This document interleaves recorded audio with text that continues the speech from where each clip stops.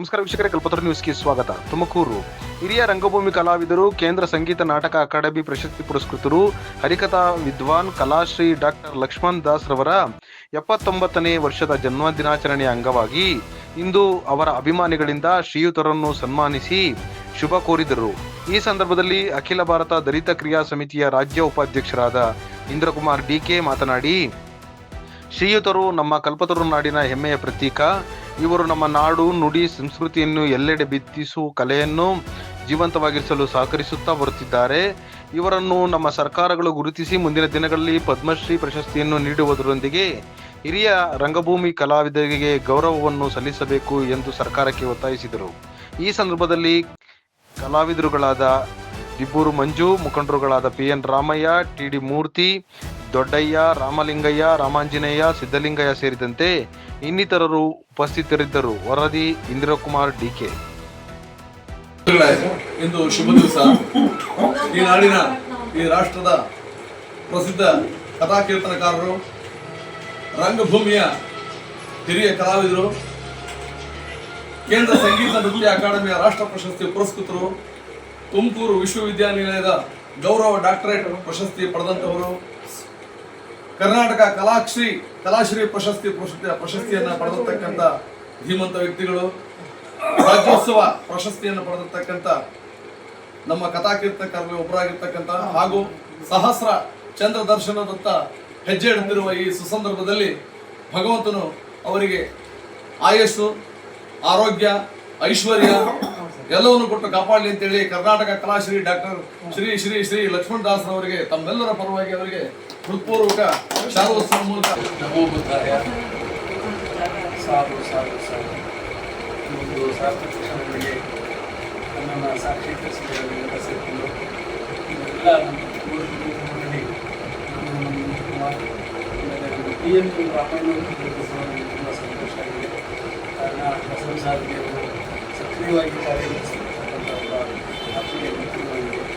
ನಾವೆಲ್ಲರೂ ಕೂಡ ಬಂದು ನನ್ನ ಹುಟ್ಟುಹಬ್ಬದ ಸಂದರ್ಭದಲ್ಲಿ ಈ ರೀತಿ ಸತ್ಕರಿಸುವುದು ಶುಭಾಶಯ ಸಂತೋಷವಾಗಿದೆ. ಇದೆಲ್ಲ ಚಾಲೆಂಜ್ ಮಾಡಲಿ. ಅಂಬೇಡ್ಕರ್ ಎಲ್ಲ ಕಾರ್ಯಕ್ರಮಗಳನ್ನು ನಿವಾರಿಸಿ ಯುವಶಕ್ತಿ ಮತ್ತು ಚೇತನಗೊಂಡು ಈ ರಾಷ್ಟ್ರದ ಅಭಿವೃದ್ಧಿಗೆ, ಈ ನಾಡಿನ ಅಭಿವೃದ್ಧಿಗೆ ಶ್ರಮಿಸುವ ಶಕ್ತಿನ ಬಾಬಾ ಸಾಹೇಬರು ನಮಗೆಲ್ಲ ಕೊಡಲಿ. ಬುದ್ಧನ ಕರುಣೆಯನ್ನು ಆಶಿಸ್ತೇನೆ. ಈ ನಿಮ್ಮ ಒಂದು ಪ್ರೀತಿಗೆ, ವಿಶ್ವಾಸಕ್ಕೆ ನಾನು ಸದಾ ಆಭಾರಿಯಾಗಿದ್ದೇನೆ.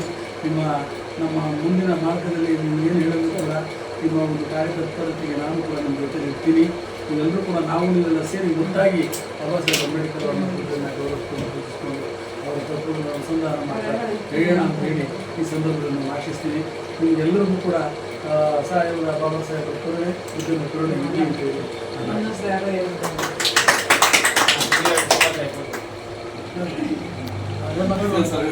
ನೀವು ಮಾತಾಡಿ. ಕಲಾವಿದರು, ಸಂಗೀತಗಾರರು, ಅಕಾಡೆಮಿಯಲ್ಲಿ ರಾಷ್ಟ್ರದಲ್ಲಿ ಏರ್ಪಡಿಸಿರ್ತಕ್ಕಂಥ ಲಕ್ಷ್ಮಣ್ ದಾಸ್ ಅವರ ಹುಟ್ಟುಹಬ್ಬ ಅವರಿಗೆ ಶುಭಾಶಯ.